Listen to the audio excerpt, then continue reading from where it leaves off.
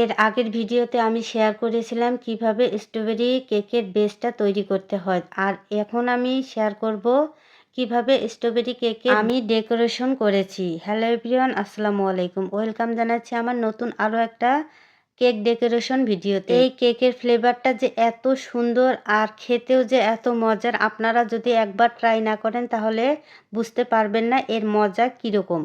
তো এই কেকটা বানিয়েছিলাম আমি সম্পূর্ণটাই চকলেট গানাশ দিয়ে। আর চকলেট গানাশ দিয়ে যদি কেক ডেকোরেশন করা যায় তাহলে দেখতেও যেমন হয় আর খেতেও ভীষণ মজার হয়।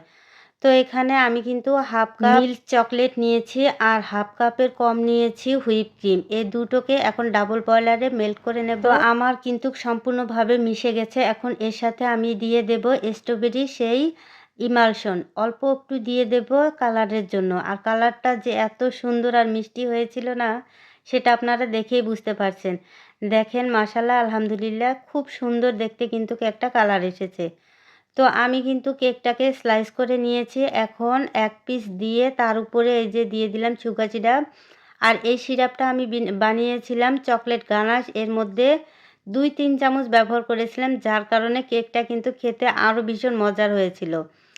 তো প্রথম স্লাইসটা দেওয়ার পরে আমি সুগার সিরাপ দিয়ে এখানে কিছুটা ক্রিম দিয়ে তারপরে উপরে আবার স্ট্রবেরি চকলেট গানাশটা ব্যবহার করে আমি কিন্তু বেসটা তৈরি করেছি। এভাবে একে একে আমি 3টা লেয়ারে সুন্দরভাবে চকলেট গানাশ আর ক্রিম দিয়ে ক্রাম্পটিং করে নিয়ে কিন্তু আমি ফ্রিজে রেখেছিলাম সারা রাতের জন্য।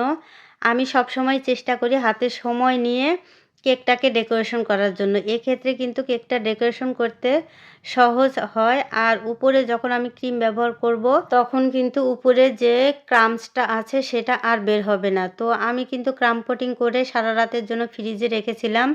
আর পরের দিন সকালে এই যে ডেকোরেশনের জন্য চলে আসলাম। প্রথমেই কিন্তু আমি প্যালেট নাইফের সাহায্যে ক্রিমটাকে সুন্দরভাবে চতুর্পাশে দিয়ে দিয়েছি। আমার কাছে মনে হয় এটাই সহজ। তো আমার কাছে যেটা সহজ মনে হবে আমি কিন্তু সেই কাজটাই করেছি। আপনারা কিভাবে করেন সেটাও কিন্তু অবশ্যই কমেন্টে জানাতে পারেন। তো আমি কিন্তু ভিডিওটা অন না করেই চকলেট গানাশটা দিয়ে দিয়েছি। আমার এতটুকু মনে ছিল না।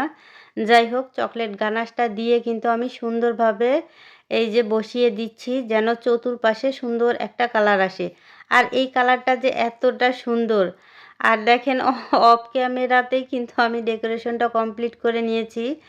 আমার একটুকু মনে থাকে না ভিডিওটা অন করার জন্য। যাই হোক, অনেম নজেল দিয়ে কিন্তু আমি সুন্দরভাবে কেকটাকে ডেকোরেশন করে নিয়েছি। আমার কেক ডেকোরেশনটা কেমন হয়েছে অবশ্যই কিন্তু কমেন্টে জানাবেন। আর নিত্য নতুন রেসিপি পেতে পেজটাকে ফলো দিতে একদমই ভুলবেন না।